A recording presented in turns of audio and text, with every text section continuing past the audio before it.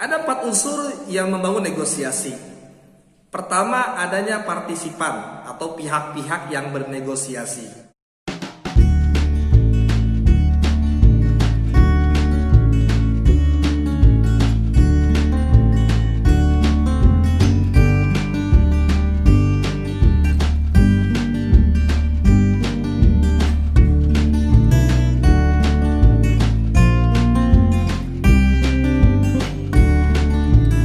Assalamualaikum warahmatullahi wabarakatuh.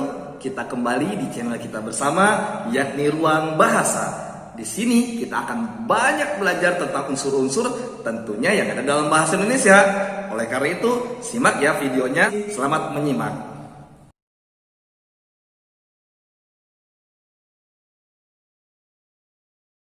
Nah, teman-teman, yang akan kita bahas kali ini adalah teks negosiasi. Nah, jadi negosiasi itu sendiri diartikan sebagai proses tawar-menawar antara satu pihak dengan pihak yang lain dengan cara berunding untuk mencapai satu kesepakatan. Nah, ini seringkali kita lakukan baik di rumah, di sekolah, bahkan di luar, misalnya di pasar. Nah, itu kita sering lakukan tawar-menawar untuk mencapai kesepakatan.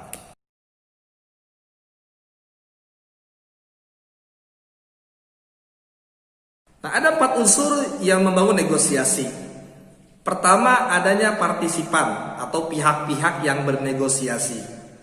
Misalnya di pasar ada si penjual, ada pembeli, kemudian melakukan tawar-menawar atau negosiasi. Maka penjual dan pembeli ini disebut partisipan.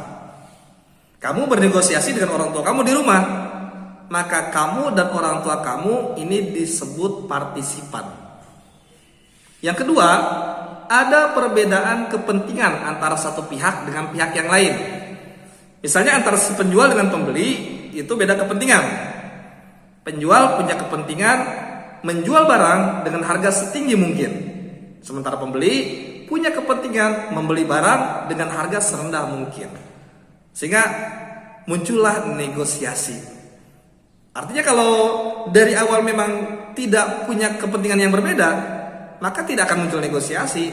Penjual menjual barang misalnya dengan harga 20.000 dan si pembeli setuju tanpa harus menawar, dia setuju dengan harga itu, maka tidak terjadi negosiasi. Yang ketiga, adanya pengajuan dan penawaran. Ini biasanya misalnya si penjual mengajukan harga barang dan si pembeli menawar barang itu. Terakhir, yang keempat, adanya kesepakatan. Karena inilah tujuan negosiasi, untuk mencapai suatu kesepakatan. Sehingga ketika negosiasi tidak mendapat kesepakatan, maka negosiasinya gagal.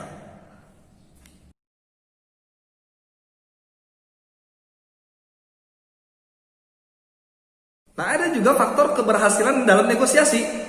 Apa aja itu? Pertama, kesediaan semua pihak untuk bernegosiasi. Sehingga jika ada satu saja pihak yang tidak bersedia melakukan negosiasi, maka negosiasi itu tidak akan terjadi, tidak akan berhasil. Yang kedua, tidak ada pihak yang dirugikan. Nah, ini hindari nih. Hindari, jangan sampai ada yang dirugikan, baik dari pihak kita maupun dari pihak lain. Yang ketiga, kesepakatan itu harus bersifat praktis. Artinya apa yang disepakati itu harus hal yang bisa dijalankan bersama. Keempat, yang terakhir ini, alasan yang diutarakan mampu memengaruhi lawan negosiasi kita. Nah, inilah hal-hal yang harus diperhatikan sebagai faktor keberhasilan dalam sebuah negosiasi. Demikian pembelajaran kita kali ini. Mudah-mudahan apa yang sudah kita bahas kita bisa pahami bersama. Jika masih ada yang mau ditanyakan, silakan tulis di kolom komentar. Terima kasih sudah menyimak. Tetap semangat belajar. Billahi taufiq wal hidayah. Assalamualaikum warahmatullahi wabarakatuh.